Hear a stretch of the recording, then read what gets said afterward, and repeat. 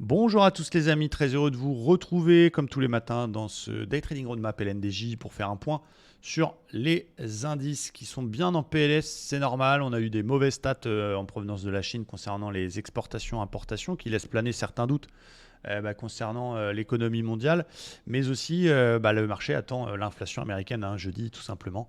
Donc hier on a une séance un peu spéciale du côté des US, surtout soporifique. Et là aujourd'hui le DAX, bien ce que je peux constater techniquement d'abord en daily, on est toujours autour de la zone des 61,8 de la dernière vague, donc c'est une zone sur laquelle il y a une belle bataille. Ça attaque, ça attaque, ça attaque, ça tient. Aujourd'hui on rattaque encore, mais on voit bien, vous voyez les 3-4 dernières bougies, il y a une belle bataille sur cette zone-là. Donc on se rapproche d'un bas de canal et voilà, la tendance de fond reste solide, mais à court terme on est baissier et on est en train de se batailler sur cette zone-là. Donc c'est sûrement l'inflation qui va décider un petit peu jeudi du marché. En attendant 4 heures, on voit bien une baisse et ensuite une latéralisation dans un beau range entre 15 009 et 16 030 pour faire assez simple. Et donc pour les zones, voilà ce que moi je vois. Je vais rester neutre dans ce range forcément entre ces deux bornes. Et donc on va dire surveiller la sortie pour les gens les plus prudents. Ça casse par le bas, mais on pourra aller rechercher la zone du dessous. Et donc je passerai vendeur sous, on va dire 15 880 pour aller chercher des ventes jusqu'au 650. Ça sort par le haut grâce à l'inflation par exemple, au-dessus de 16 050, eh bien je passe acheteur dans l'objectif d'aller chercher les gaps et pourquoi pas pousser jusqu'à 16 500. Et tant qu'on est dans les deux bornes, les plus prudents resteront à l'écart parce que forcément c'est un petit peu joueur. Et les plus agressifs, il y a peut-être dans le sens du flux 4 heures des ventes qui peuvent se faire un petit peu sur le haut du range. Et les vrais plus agressifs pourront éventuellement tenter un petit achat sur le bas si on a un petit signal. Mais ça sera un peu contre la tendance. Donc attention à ça, mais c'est à surveiller.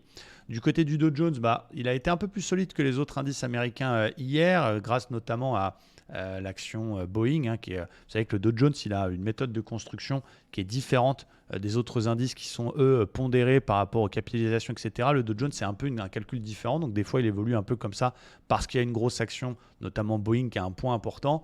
Il surperforme. C'est ce qui s'est passé hier. On a eu un beau sauvetage de la moyenne mobile 20, mine de rien. Donc, un Dow qui est quand même solide en daily.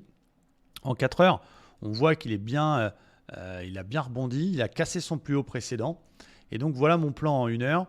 Ça restera frêle et dangereux parce que on voit que dès qu'il y a des rebonds, bam, on repère tout de suite. Mais il y a toujours cette zone de polarité en vert ici, les 35 450, qui ont fait plusieurs fois support, plusieurs fois résistance qu'il faut surveiller.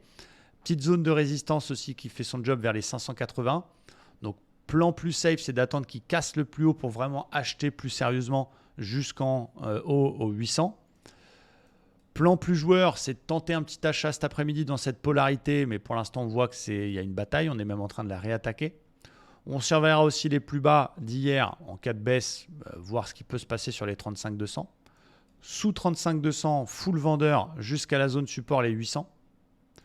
Et les plus agressifs, peut-être, si on voit qu'il repasse la polarité et qu'il fait une petite cassure d'OPR, pourquoi pas essayer de shorter jusqu'au bas et pourquoi pas faire les reverse sur le bas. Mais ça restera un petit peu agressif puisque on a la moyenne mobile 20 daily qui passe. Donc là, c'est un petit peu plus technique. On va voir ce qui va se passer. Sous la 51 heures, je peux chercher des ventes. Sur le support, je surveille un éventuel achat. Si la zone polarité tient et que j'ai un beau setup, je peux tenter un achat jusqu'au 600. Et c'est vraiment au-dessus de 600 que je suis full acheteur du côté du Dow Jones.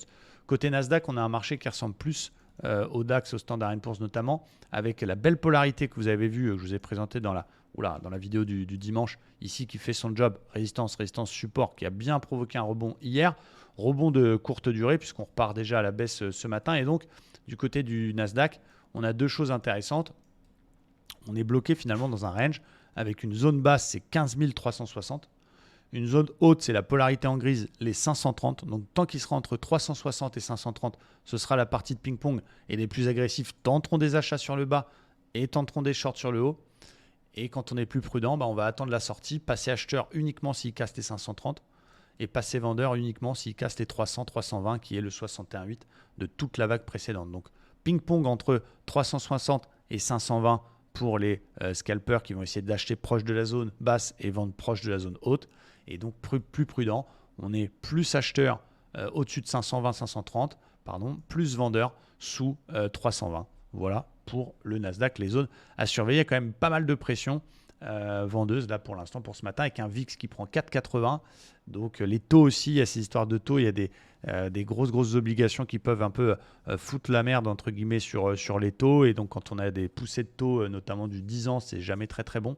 Donc voilà, ça va être une séance sport. J'ai hâte de voir ce qui va se passer cet après-midi. On va dire grossièrement que les tendances de fond restent solides. On est sur des gros niveaux, mais à court terme, c'est très baissier. Et il n'y a pas de relais. On essaie de rebondir, mais on a du mal à se reprendre. Donc voilà, c'est sport. Il faut faire attention et être extrêmement prudent. Hier, j'ai tenté une vente sur le dos, sur une bulle. Je me suis fait BE. Voilà, c'est le seul trade que j'ai pris de la journée. Je suis vraiment extrêmement méticuleux dans ce marché. Voilà, hâte de voir tout ça et l'inflation surtout jeudi qui changera la donne. Merci à tous, très bonne séance, restez prudents et à bientôt.